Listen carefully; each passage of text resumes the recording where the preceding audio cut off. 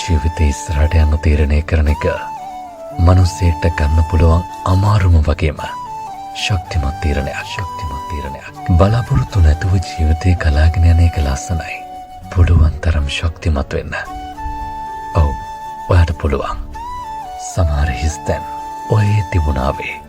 ඒවා සම්පූර්ණ නොවී තියෙන තරමටම ජීවිතේ හරි ලස්සනයි. මේ ලෝකේ හැමෝටම ප්‍රශ්න තියෙනවා. ඔයා හිතනවා නම් ඔයා තරම් ප්‍රශ්න නැති කෙනෙක් නෑ කියලා. අවට ලෝකෙ දිහා බලන්න.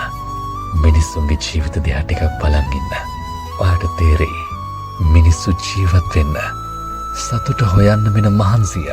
ඔයාගේ කතාව ඔය විදිහටම වුණ තව කී දෙනෙක් ඉන්නවද කියලා ඔයා දන්නවද? එහෙම තමයි ජීවිතේ.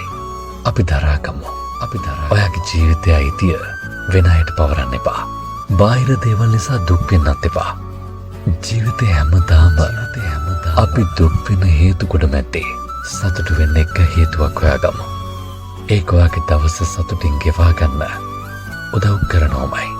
ඉතින් ළමයා මේ දුකින් ඔයාව මේ ලෝකෙට එවලා තියෙනවා. ඒ විඳවන්න නෙවෙයි.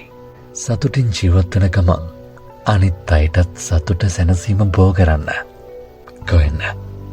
අපි කඳුළු අතරින් hina වෙමු. සතුට බෝ කරමු. කොයිතින්? hina වෙන්න දැන්. මං ආතරේ